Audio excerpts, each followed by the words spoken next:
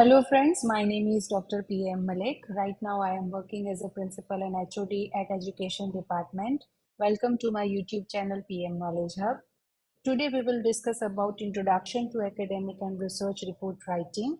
This video provides a general introduction to writing academic and research reports. Among other issues, we are going to discuss the typical structure of such report and also step-by-step guidance to write academic and research reports that are clear, concise, and effective. In this video, you will be exposed to definitions of an academic and research report, characteristics of a good academic and research report, the overall structure of an academic and research report, and lastly, we will discuss about a step-by-step procedure to write an academic and research report. Let's try to understand what is an academic research report. First of all, any report should be written with a clear purpose in mind and it should address a particular audience. Relevant data and evidence must be presented, analyzed, and applied to the topic under consideration. A report, especially an academic or research report, should have a structured format with well-defined chapters, sections, and subsections so that the contents are easy to locate and follow. Report brief. When asked to write a report brief is usually provided. It consists of instructions and guidelines.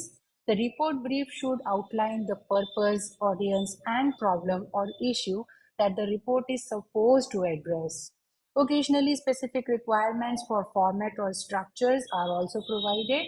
In this video, a general introduction to report writing is presented. However, the learner must take account of specific instructions given to him or her. An academic or research report is often used as form of written assessment.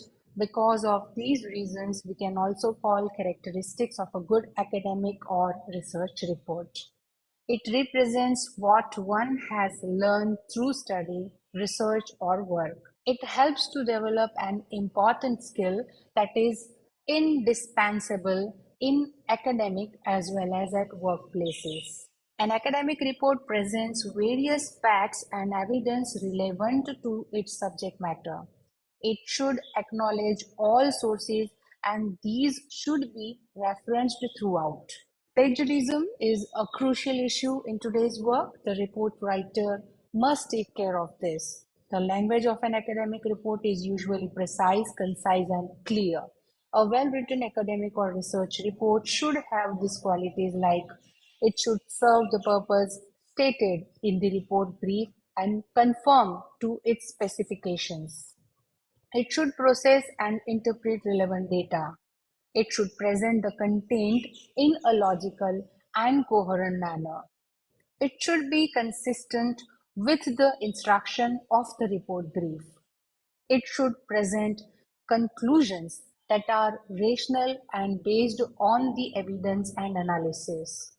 It should contain appropriate rational recommendations where required. Now we describe the main features of a report. The purpose is to provide a general guideline. Therefore, these should be used in the context of the specific kind of academic report you are supposed to and going to write. The title page. The title page contains the title of the report along with the purpose of the report. Other details like title, description of name, purpose, date and year, etc. are also included on the title page.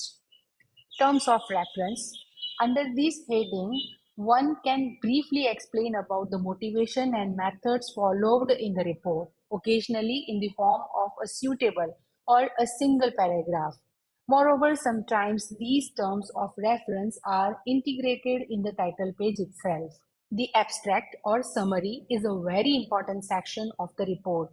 It briefly describes the content of the report, which includes the aim, background, methodology, findings, etc. This should be accommodated in a single page. Detailed discussions are not required. Only an outline of the main points needs to be included. Please note that people read the summary more often than the rest of the report.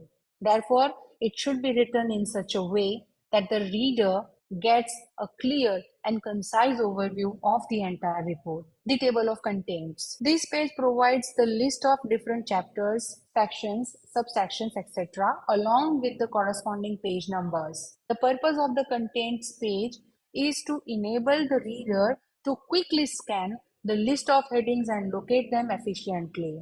The numbering system used in the report should be clear and consistent over the entire body of the report. The introduction acts as a prelude to the main body of the report. It should explain clearly the aims and objectives of the report under consideration. The introduction contains such important features as the entire report's background, motivation, literature survey, etc. The constructions should be clearly defined. Research methodology, novelty of approach, main constraints, and major conclusions are to be consciously included in the introduction section. Methodology and techniques. This chapter or section contains detailed discussion on various aspects of the methodology or technique followed in the work.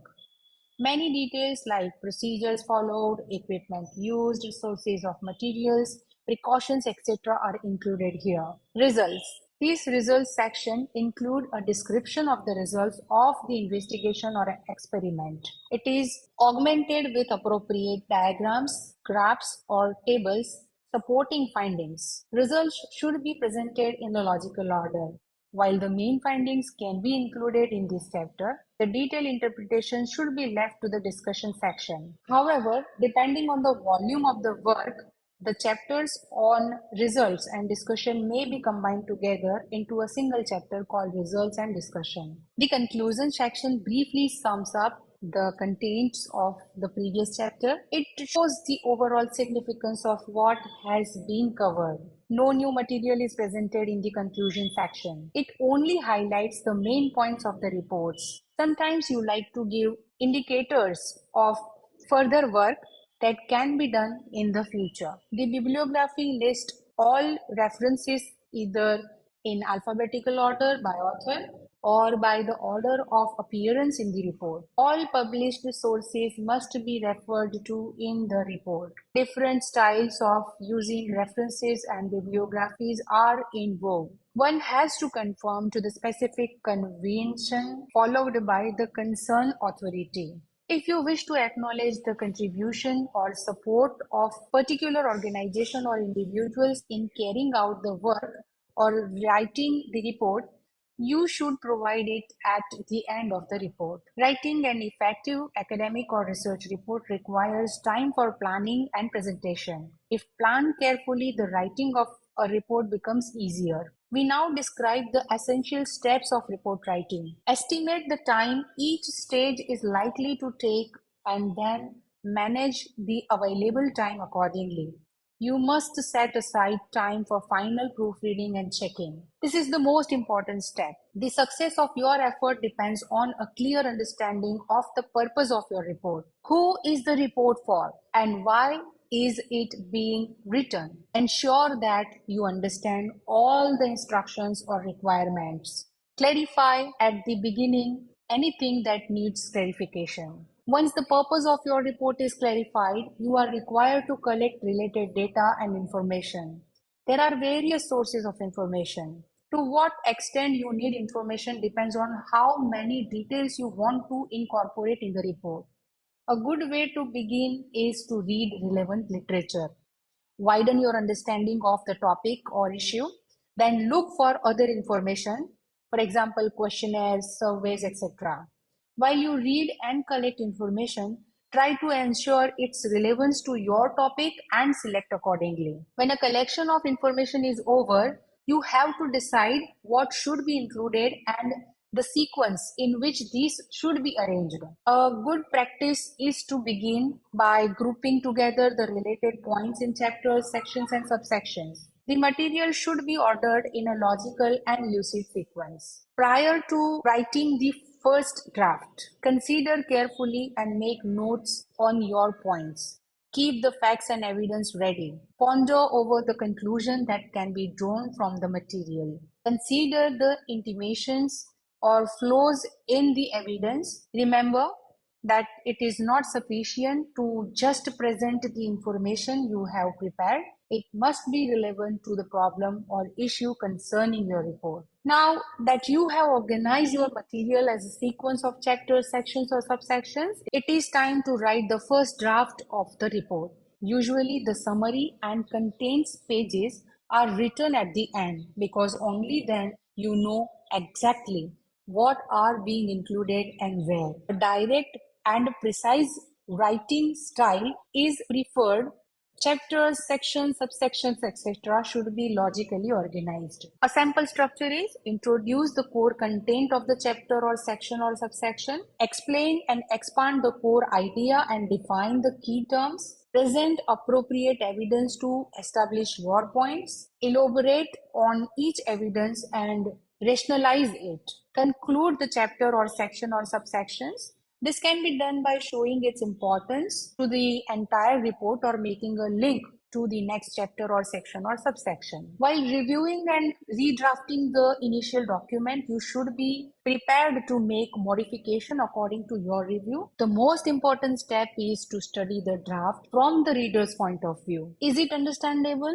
Are the points concise but clearly explained and supported by relevant evidence? Analyze your first draft from such perspectives and incorporate the changes that you deem fit. Once you have finalized the contents and structure of your report, consider the presentation of your material. This includes checking the wording of each chapter, section, subsections with respect to clarity, confirming to the accepted format, and instruction consistency check, numbering of chapters, sections, etc. Ensure that all sources are acknowledged and appropriate referenced. Proofread the entire document probably several times. If there are errors in presentation or expression, you may invite criticism and bad impressions. This is a very brief introduction to academic and research report writing. The purpose was to get a general introduction to this subject. In this video, we have learned the typical structure of such reports. Moreover, we have received step-by-step guidance for the purpose of writing clear, concise, and effective reports. It is expected that you will find this video useful while writing your own academic or research report. Thank you for watching my video. Do like, share, comment, and subscribe to my YouTube channel.